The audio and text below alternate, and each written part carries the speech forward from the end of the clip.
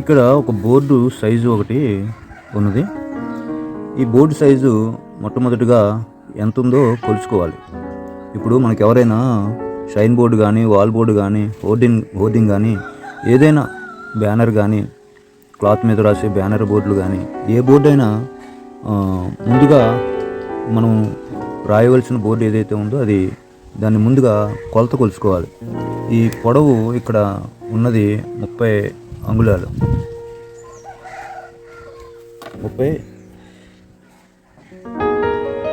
30 సెంటీమీటర్లు. అలాగే ఇక్కడ కూడా తరువాత కొలత వెడల్పు కొలత కూడా తీసుకోవాలి. 14 సెంటీమీటర్లు ఇక్కడ బోర్డు ఉన్నది. అయితే మనము భుజించు అనే అక్షరాలు ఈ బోర్డు మీద రాయాలి అనుకుంటున్నాం.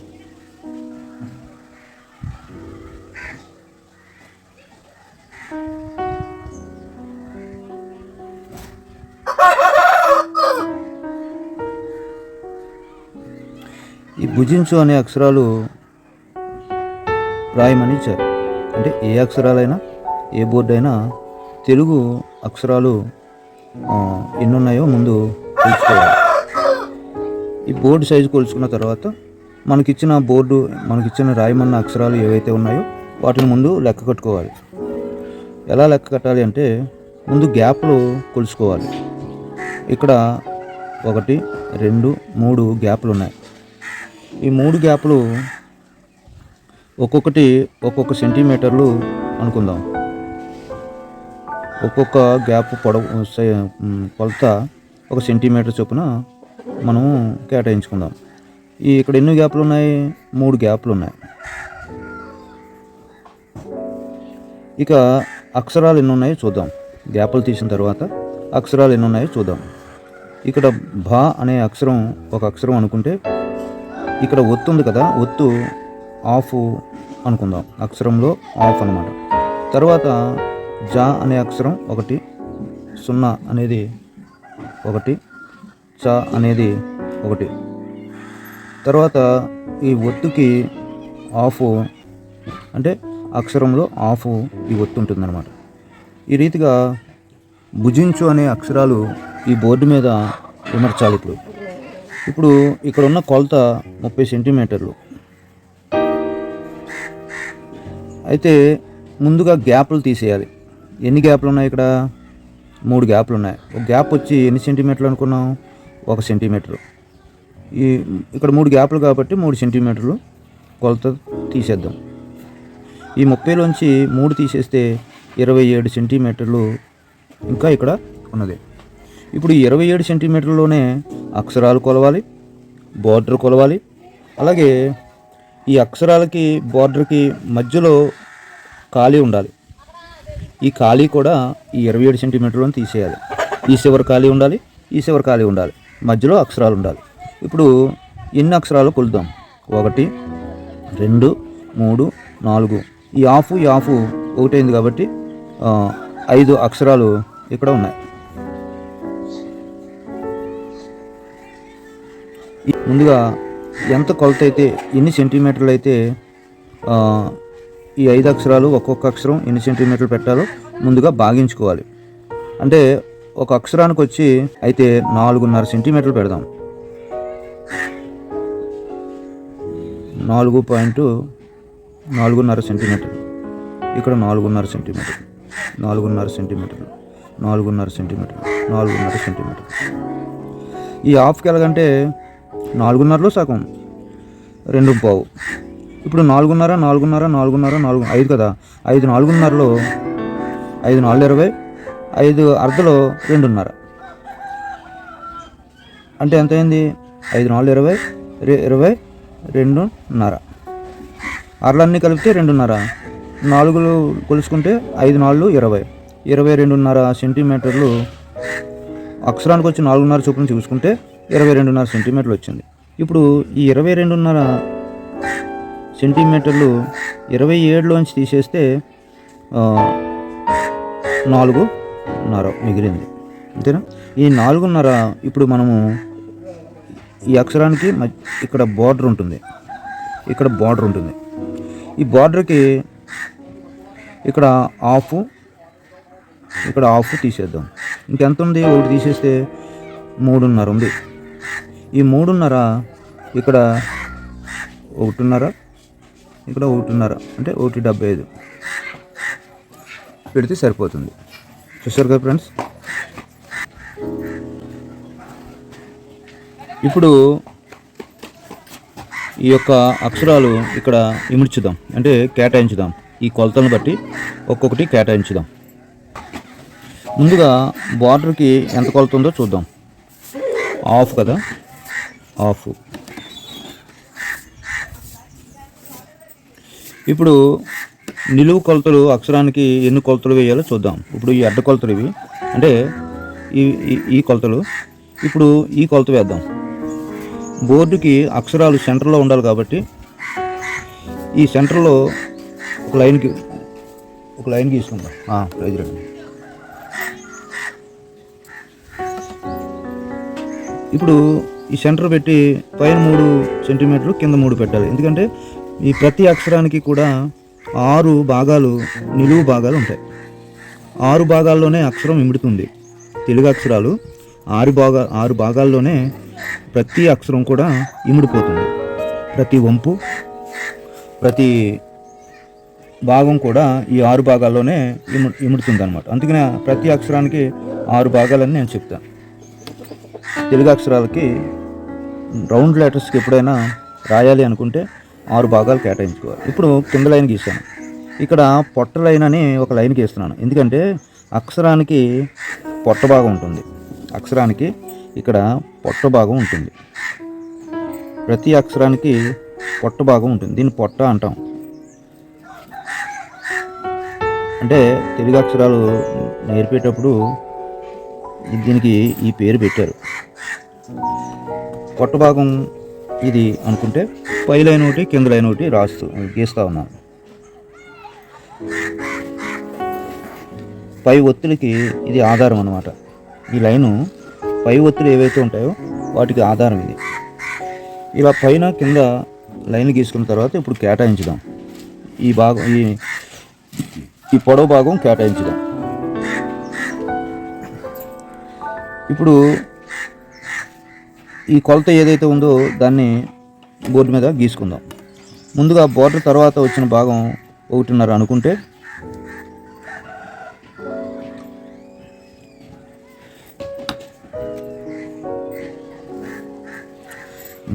మూడున్నర ఉంది కదా. అరభాగం ఏంటి అంటే ఈ యొక్క లైను వెడల్పుని బట్టి ఒక అరభాగం అటు ఇటులో ఉంటుందన్నమాట. అంటే మనం ఈ పెన్సిల్ గీత ఎలా గీసినప్పుడు ఇందులోనే కొంత భాగం పోతూ ఉంటుంది. ప్రతి లైన్కి కొంత భాగం తీస్తే అరభాగం అటు ఇటులో ఉంటుంది. అరభాగం, అందుకే నేను 3.5 కదా, ఈ అరభాగం 1.5 కాబట్టి అసలు యాక్చువల్గా 1.30 తీయాలి. అయితే చూద్దాం. ఇప్పుడు నేను 1.5 తీశాను. ఇప్పుడు అక్షరాలు కేటాయించుదాం. 4.5 సెంటీమీటర్. స్కేల్ పెట్టినప్పుడు కొద్దిగా ఎదరికెళ్తూ ఉంటుంది. అందుకే 1.5 పెట్టాను ఇక్కడ. ఇప్పుడు అక్షరం ఒక అక్షరం అయింది. తర్వాత ఒత్తు భాగం అరభాగం. ఎంత? అరభాగం 4.5లో సగము 2.5.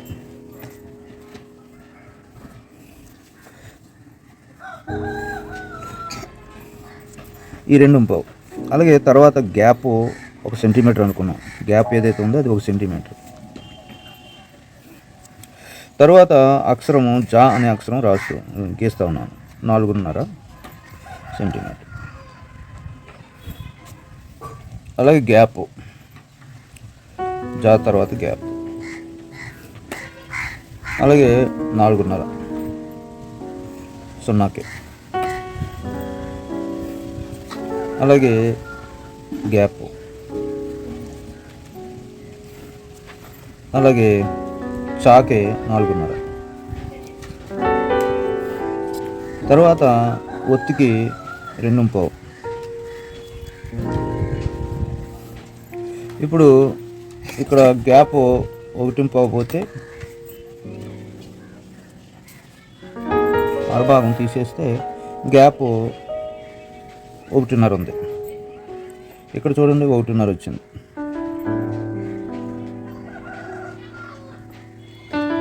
సరిపోయింది ఫ్రెండ్స్. ఇప్పుడు అక్షరాలు రాద్దాం. భూ అనే అక్షరం రాద్దాం.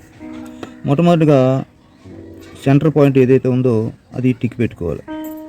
అలాగే ఇక్కడ 2 లైన్లు ఉంటాయి. అలాగే కింద కూడా 2 లైన్లు ఉంటాయి. పైన కూడా 2 లైన్లు ఉన్నాయనుకోవాలి. ఇది ఒత్తులకి, కింద ఒత్తులకి. ఏ అక్షరంలో కింద ఒత్తులు ఉంటాయో తెలియదు. ఇక్కడ భూ ఉంది, కింద ఒత్తు ఒకటి ఉంది.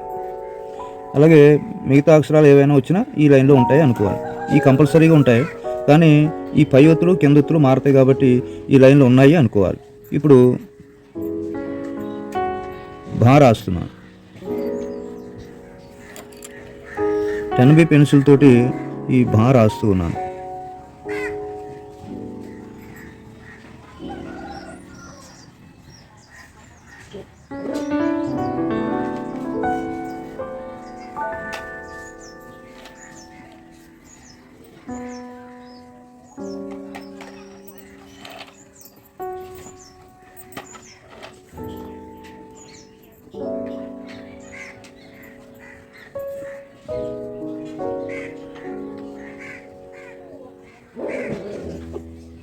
ఈ భా రాసేటప్పుడు ఈ రౌండ్ కరెక్ట్గా తిరుగుతుందో లేదో చూసుకోవాలి.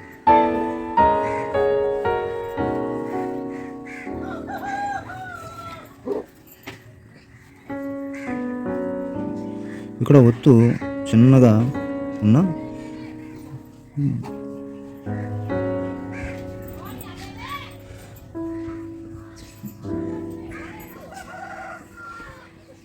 ఈ ఒత్తు కొద్ది చిన్నగా ఇమర్చాలి. ఇక్కడ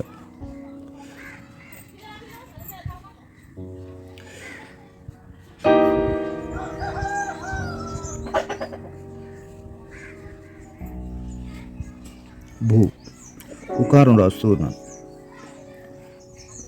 ఈ రౌండ్ కింద రౌండ్, ఈ రౌండ్ పై రౌండ్. రఫ్గా ముందు మనం రాసుకుని తరువాత మనము పెన్సిల్ని మనకు ఎక్కడైతే రౌండ్ అనిపించిందో ధైర్యంగా అవుట్లైన్ గీసుకోవచ్చు. ముందే డైరెక్ట్గా గీయకుండా ఈ అక్షరం టిక్ చేసుకుని రఫ్గా ఉన్నది ఏదైతే ఉందో అది చెరిపేసుకోవడం వల్ల అక్షరం చాలా అందంగా కనిపిస్తుంది.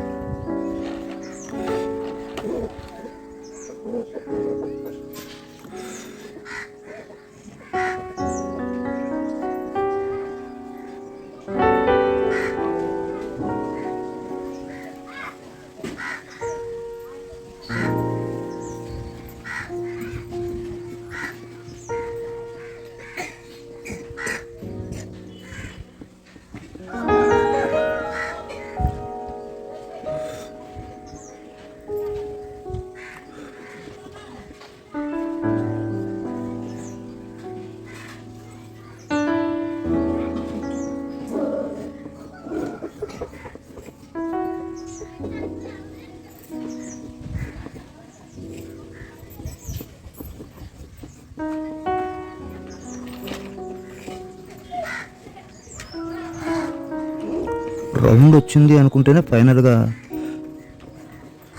తృప్తి చెందాలి. కొద్దిగా తేడాగా ఉన్నదని ఆ రౌండ్ కరెక్ట్ రాలేదని నీ మనసుకు అనిపిస్తే కనుక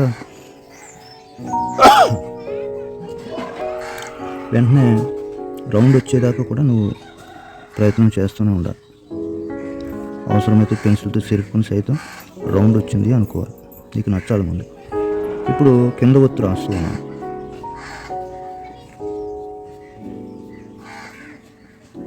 ఈ కింద ఒత్తు ఏదైతే ఉందో అది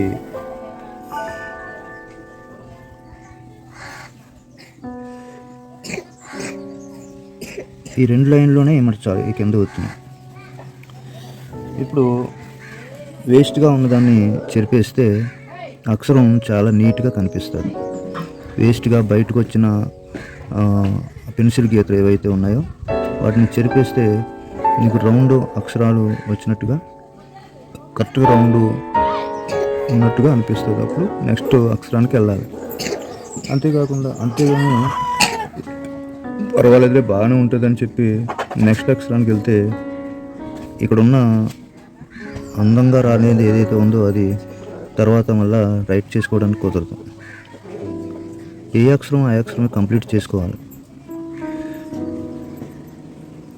అప్పుడే మనకి డౌట్స్ అనేవి అన్నిటి మీద చివరికి వచ్చేసరికి రాంగ్ ఏదైతే ఉందో అది కరెక్ట్ చేయలేము. ఏ అక్షరం ఆ అక్షరమే మనం నీట్గా రెడీ చేసుకోవాలి.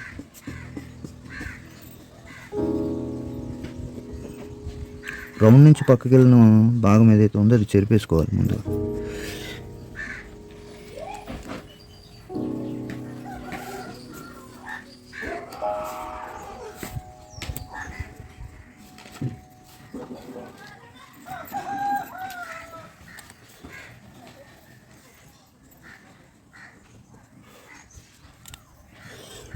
మరలా కరెక్ట్ చేసుకోవాలి.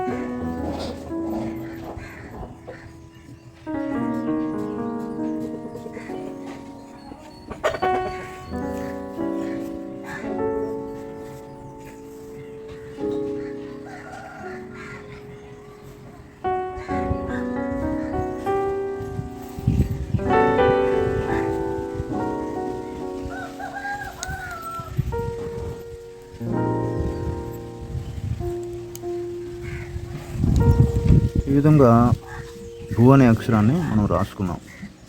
ఇప్పుడు జా రాద్దాం. సెంటర్ పాయింట్ ఏదైతే ఉందో అది టిక్ పెట్టుకుని ఇక్కడ కూడా లైన్లు ఉన్నాయని భావించి ఇప్పుడు ఈ అక్షరం రాద్దాం.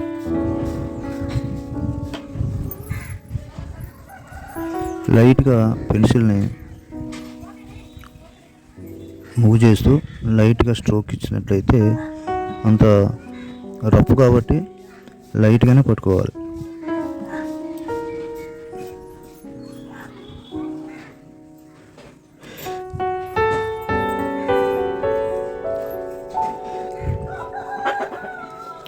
ఈ విధంగా రౌండ్ లెటర్స్ని ఇంచుమించు అన్ని అక్షరాలు ఒకే మాదిరి ఉంటాయి. జా, ఓ, అలాగే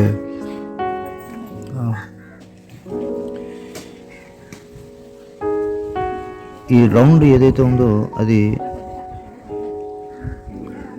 లోపల రౌండ్ బయట రౌండ్ కూడా కరెక్ట్గా వస్తున్నాయో లేదో చూసుకోవాలి. ఈ జా, ఓ, అలాగే ఇవన్నీ ఒక రకమైన అక్షరాలు. కాకాలు ఒక రకం, చాలు కూడా ఒక రకం ఉంటాయి. ఇప్పుడు జీ కదా, ఈ పై లైన్ ఏదైతే ఉందో ఈ లైన్కి పై రౌండ్ తీసుకుని ఈ విధంగా జీ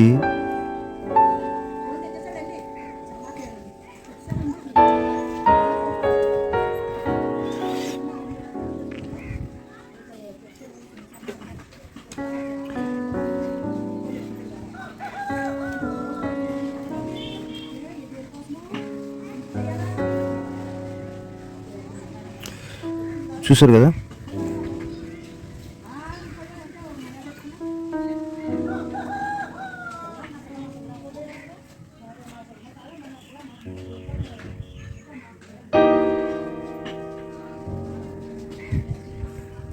జీ.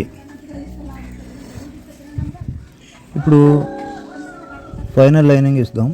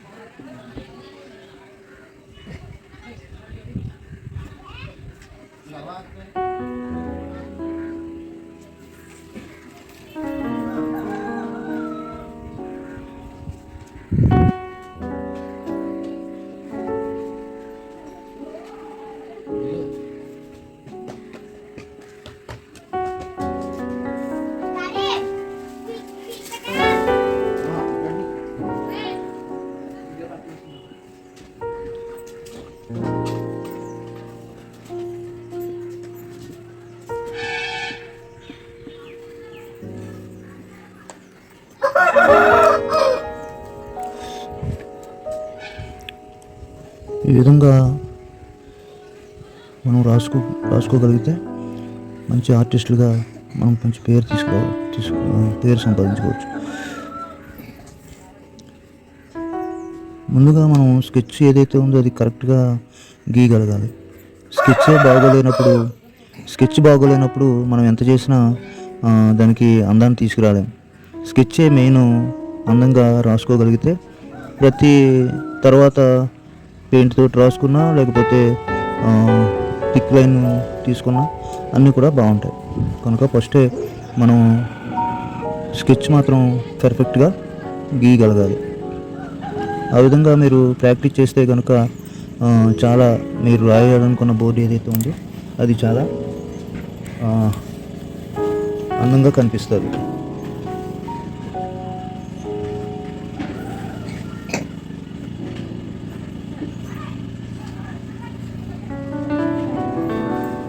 ముందు రఫ్గా మాత్రం రాసుకుని తర్వాత ఫైనల్గా లైన్ థిక్ చేసుకుంటే మీకు అందంగా స్కెచ్ తయారవుతుంది.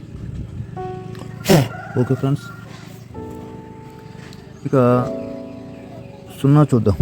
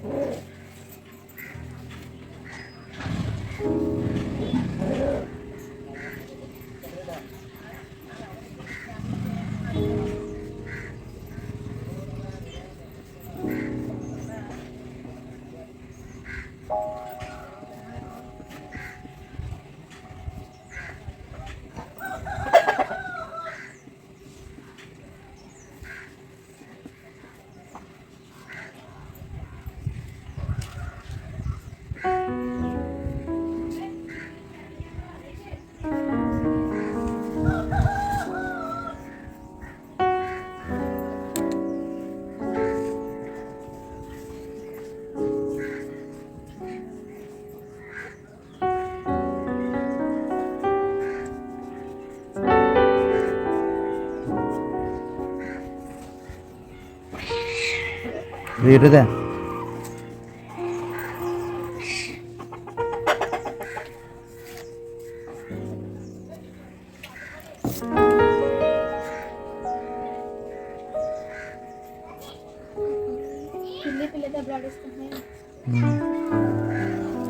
ఇక చూరాదు. ఇక్కడ కూడా ఒక లైన్ ఉంది అనుకుని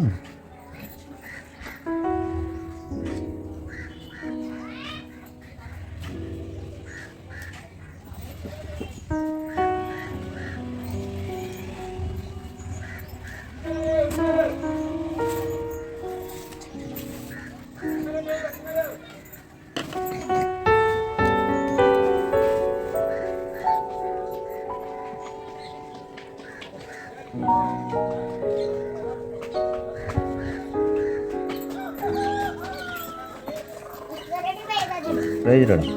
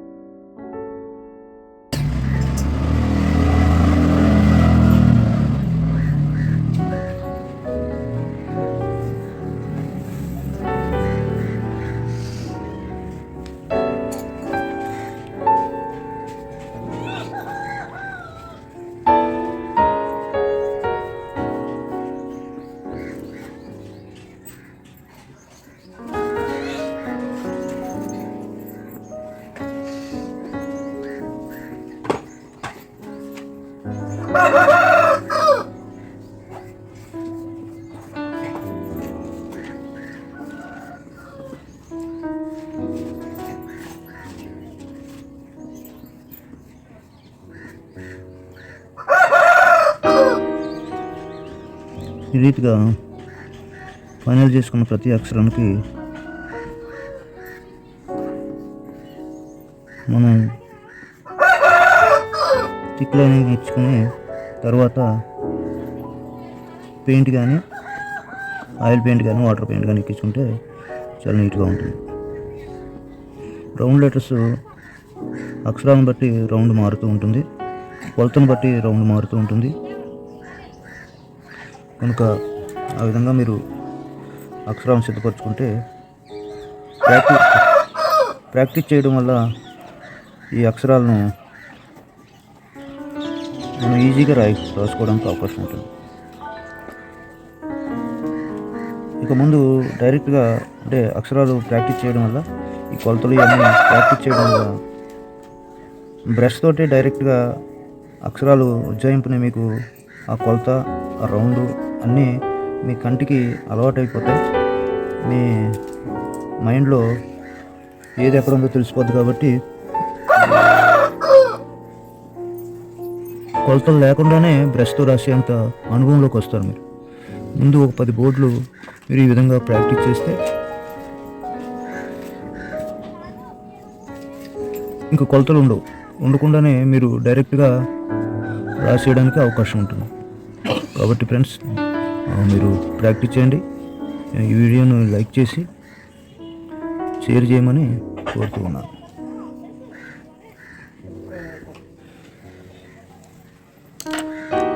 ఇక్కడ ఏ ఖాళీ అయితే ఉందో ఈ చివరి కూడా అదే ఖాళీతోటి ముగించాం కాబట్టి బోర్డు అందంగా కనిపిస్తుంది. ఈ విధంగా మీరు కూడా ట్రై చేయండి ఫ్రెండ్స్.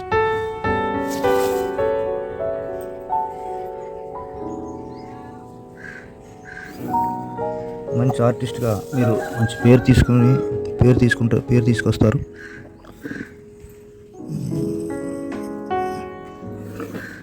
లెటరింగ్ ఆర్ట్ అంటే అందరికీ ఇష్టమే కాబట్టి మీరు జాగ్రత్తగా నేర్చుకొని. Thank you friends, thank you all of you.